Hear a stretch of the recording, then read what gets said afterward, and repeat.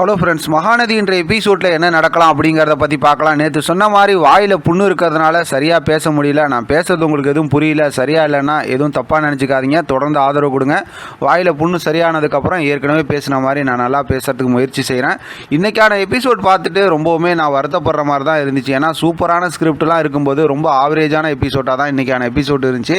கங்கா வந்து குமரனும் அவங்க கூட இருக்கக்கூடிய அந்த பொண்ணும் வந்து டான்ஸ் ஆடுற அந்த ரீல்ஸ் வீடியோ வந்து ஃபோனில் பார்த்துட்டு ரொம்பவுமே கோவப்பட்டுட்டு இருக்காங்க. அந்த நேரத்தில் குமரன் வராங்க.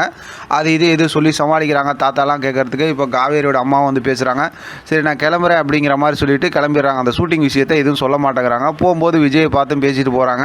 விஜய் வந்து நிறைய வந்து பேசி சந்தோஷப்படுறாங்க. சொல்லிட்டு அங்கேருந்து கிளம்பிடுறாங்க. அடுத்து பார்த்தோம் அப்படின்னா நிவின் வந்து அவங்க அம்மாட்ட பேசிக்கிட்டு இருக்காங்க.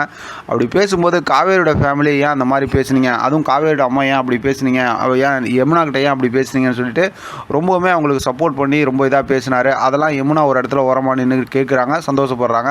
இப்போ நிவின் பேசினதுக்கப்புறம் நிவினோட அம்மா வந்து உனக்கு ஒரு நல்லது நடக்கிற வரைக்கும் நான் இங்கேருந்து போக மாட்டேன் அப்படின்னு சொல்கிறாங்க. அந்த நல்லது என்னன்னு கேட்கும்போது யமுனாவை வந்து இங்கேருந்து அமுச்சு விட்டுட்டு வேறு கல்யாணம் நிவினுக்கு பண்ணி வைக்கணுங்கிறது தான் இப்போ நிவினோட அம்மாவோட பிளானாக இருந்துச்சு. ஆனால் நிவின் வந்து ரொம்ப கோவமாக பேசிட்டு அங்கேருந்து கிளம்பிடுறாரு. இதனால் யமுனா வந்து சந்தோஷப்படுறாங்க. அடுத்து பார்த்தோம்னா அங்கே ஆடிஷன் நடக்கிற இடத்துல குமரனை கூப்பிட்டு எதுக்காக இந்த ஆடிஷனில் நீங்கள் கலந்துக்கிட்டீங்க அப்படின்னு கேட்கும்போது என் மனைவிக்காக தான் அப்படின்னு சொல்கிறாங்க. எல்லாரும் சந்தோஷப்படுறாங்க. சூப்பராக குமரன் பேசுகிறாரு. அது ஒரு சூப்பரான ஒரு மூமெண்ட்டாக இருக்குது. அடுத்து பார்த்தோம் அப்படின்னா இங்கே விஜய், தாத்தா, காவேரி எல்லாம் உட்காந்து சாப்பிட்றதுக்கு அங்கே உட்காந்துருக்காங்க. காவேரி தான் பரிமாறிக்கிட்டு இருக்காங்க. அப்போ பார்த்தோம் அப்படின்னாக்கா வெண்ணிலாவை பற்றி பேசும்போது பக்கத்தில் இருந்து பார்த்தீங்கன்னா அப்படின்லாம் பேசும்போது காவேரி ரொம்பவுமே ஃபீல் பண்ணுறாங்க. காவேரி ஃபீல் பண்ணுறத தாத்தா பார்க்குறாரு. ஆனால் விஜய் வந்து எப்பயும் போல் கேஷுவலாக தான் இருக்கார். ஏன்னா இவர் ஃபோனில் பேசிட்டோம், லெட்டர் எழுதி வச்சுட்டோங்கிறதுனால இவர் கேஷுவலாக தான் இருக்கிறாரு. ஆனால் காவேரி தான் ரொம்பவுமே ஃபீல் பண்ணிகிட்டு இருக்காங்க. தாத்தா அதை தொடர்ந்து கவனிச்சிக்கிட்டே இருக்கிறாங்க.